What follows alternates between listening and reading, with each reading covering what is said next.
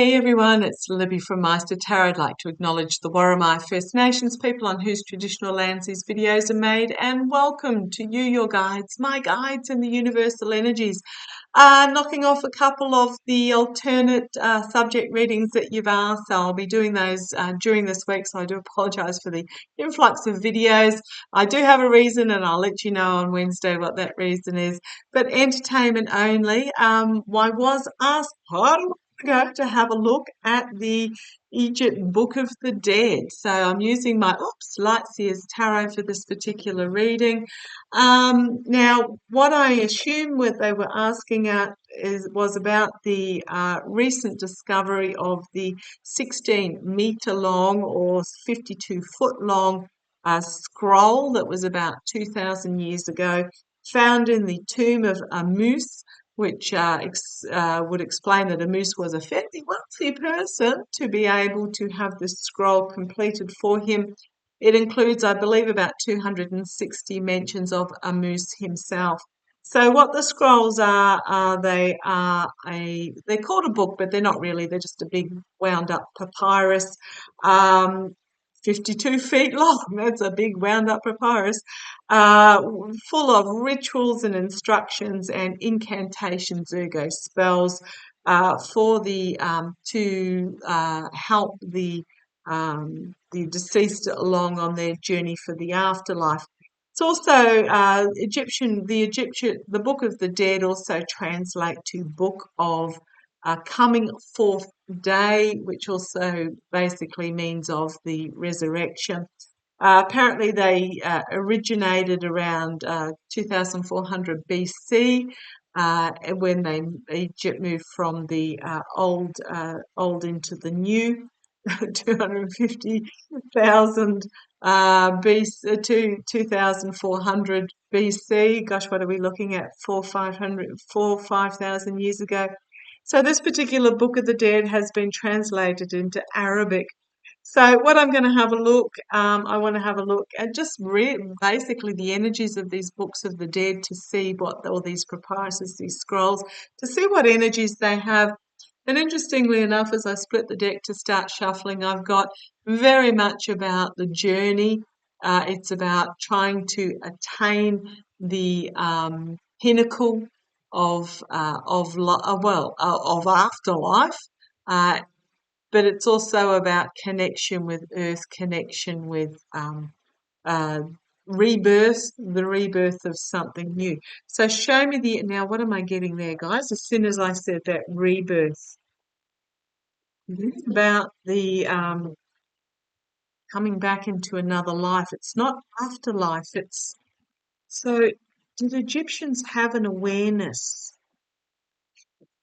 So I'm not getting afterlife, I'm getting next lifetime, an awareness of continuing lifetimes. So show me the energies of the book of the book of the forthcoming day. Show me the energies of the books of the forthcoming day. What was it that the Egyptians were aware of as they wrote these books? Full of rituals, instructions, spells, incantations. Show me. Even Amusa's wife got a mention in this particular book, so I'll focus on this particular scroll. It's on display at the Cairo Museum, I believe. So show me the energies behind this scroll. What were the Egyptians aware of? What were the Egyptians aware of when they would create these scrolls to be buried with the deceased? I'm really getting a feel. It started when there were how do I put this? When we are reborn, um, we are aware of our past life. We are aware of the spirits and guides around us. But by the time we reach about the age 4 or 5, most of us, due to the pressures of society and because of the busyness of society, have dispelled that knowledge. We are born with the knowledge of our past lives and our guides, but we lose that as we come into conscious awareness is what I'm getting there. However, there are always some who never lose that knowledge. And what they've done is, okay, thank you. They started these writings way back because, how do I put this? You know when there's a painter and they get paid by somebody, patronage, that's the word I was after, patronage. Those that had this knowledge had wealthy patrons way back. I'm talking 5,000 years or more now, who they would engage these spiritually in touch to write down everything to go in the grave so that the deceased could know when they were reborn. But the thing is when they're reborn, they don't know that this is in the grave of their previous life. There was this belief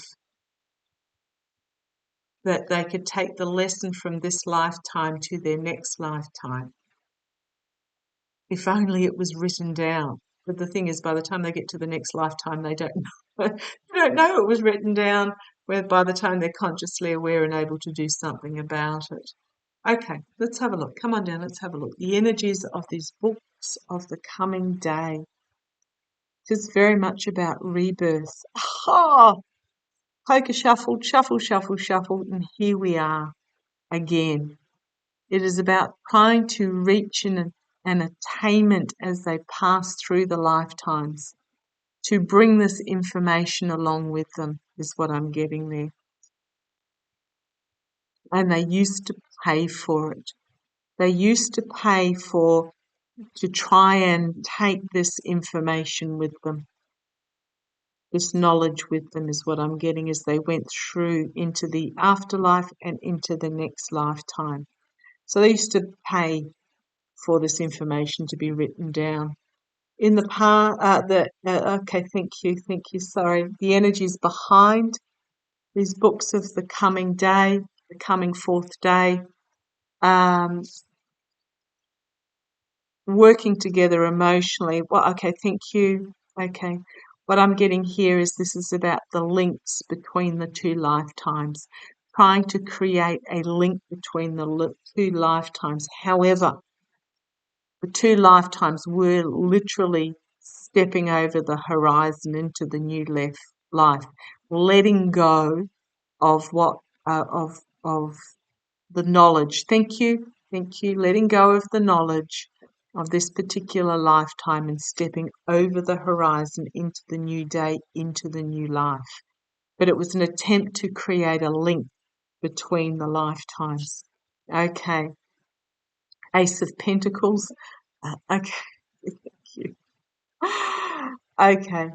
What I really got instant hit as soon as I turned this over, it is about a new beginning. It's about bringing forward a new opportunity. It's being presented with a new opportunity. But what I really got when I turned it over, it was an attempt to bring forth the ability of wealth. Yeah, okay, thank you. Of how to obtain wealth is what I got there. That was interesting. And yeah, coming out of this, stepping over to the new horizon, this is not happening. This is very much about into this new birth position, and it is up to each and every individual personally to pick up the key, unlock the door, and open this entrance to the opportunities. So this is about know that this is being barred. This is barred from them. And it is up to the individual in each new lifetime to choose to unlock the door to the opportunities. It's not going to be given to them handed to them on a plate. So this is very much what they were wanting to achieve, and this is what actually does happen. So the karma over this, the Seven of Swords, Yeah, it's very much about attempting to take it with them, take the knowledge with them, steal the knowledge from the current time and take it with them into the next. We've got the Queen of Pentacles, the nurturing, healing, stability, security, protection. So the karma over it is okay, thank you. I'm being told financial comfort. So trying to steal the wisdom and take it through to the next lifetime so that they could have financial comfort. The outcome from these is basically no, there's a barrier.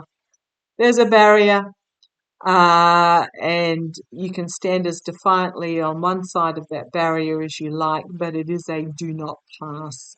The information does not get passed on. This is about deciding what you want your future to look like, stepping in and taking control, and then starting again, step by step by step, to bring about the future you want. Very much reminiscent of this card here. A new beginning, slate white clean, new emotional beginning, new start, new, and it feels, because it's the water card, it's feeling very cleansing. Page of Cups. Yeah, the unexpected being brought forward, but literally having the feet cut out from underneath them. Yeah, again, it feels very much of having to achieve it on your own. May have been, okay, thank you. What I'm getting is that there was a lot of emotion and spirit poured down into this well in an attempt to bring about this beginning. Instead of looking at what life does have to offer, there was as death drew near, it was very much about emotionally investing, but it's not going to happen. That light never comes to the surface, pouring it down into that cup. Yeah, justice, actions having consequences. They thought their actions would have consequences, but the harsh truth is that it is an end of an emotional cycle. Yeah, they're telling, I was going to put the next card down and I just got a no. No. So that was the reasoning behind the Egyptian Book of the Dead, or the Book of the Coming Fourth Day. Let's have a look. Did the Book of the Coming, okay, thank you. Were these papyruses, these scrolls written by those that could afford to,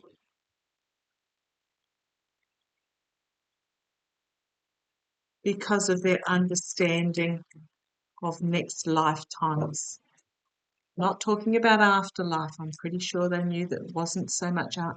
Okay, thank you. I'm getting they didn't quite get a grasp on the concept of continuing lifetimes. Let's have a look. Where are these books written? These papyruses, these scrolls, were these scrolls commissioned to try and pass information from one lifetime to another?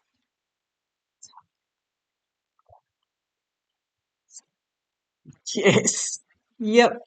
Literally attempting to pass the opportunities, the knowledge, whatever you like to call it, from one lifetime to another, to pass it on.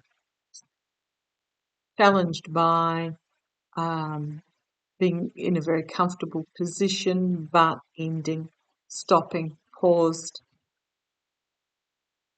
Okay, thank you. The ending of a cycle is the ending of a cycle, and it is stopped, is what I'm getting there.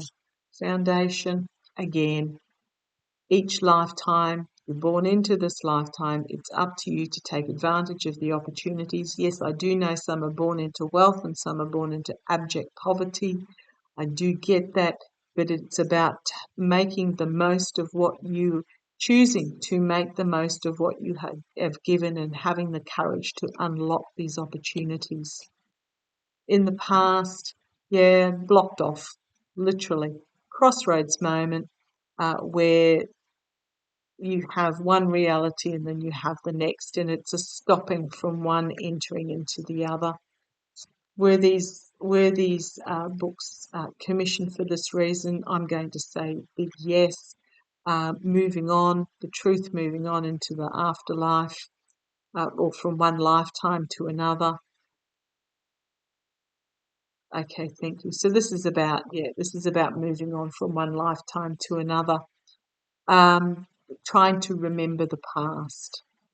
And remembering the past. All of us have the ability to experience our past lives and learn from our past lives. And this is very much about trying to bring into the present the past lives, is what I'm getting there. Externally, the plan is to bring this information forward. This is about communication. There's strength at the shoulder here, but the strength is getting left behind. So this was an attempt to bring communication from one lifetime into another. But internally, it doesn't happen. It does not happen. This is all left behind. It is up to each of us to look at what we do have available now that we can bring to the table to create magic going forward. That was the intention, but in reality, nope, it ain't going to happen.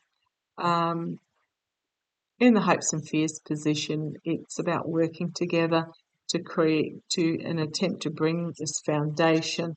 But the outcome is that we are all soul spirit. We can't take our physical with us. It's about letting go of the spirit so the spirit can soar and dance and connect with universe. It's about letting go of the spirit, letting go of the physical, and literally letting go of the riches as well.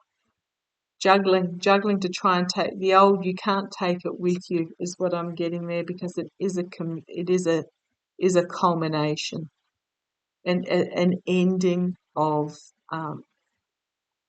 physical wealth, but also it's an ending of community. But it's community, finding your tribe, finding your community, finding your place. But it's about an ending of a cycle, and it's about legacies, and it's about stepping forward into your new future. I'm not feeling that I really need to, unless you've got a specific question, pop it in the comments section below. What are the books of the dead, the papyrus scrolls, the coming of the fourth day, FORTH, as in the forthcoming day? Very much a attempt to take it with you, and that's not how it works. So thank you for joining me. Love to you all. Take care.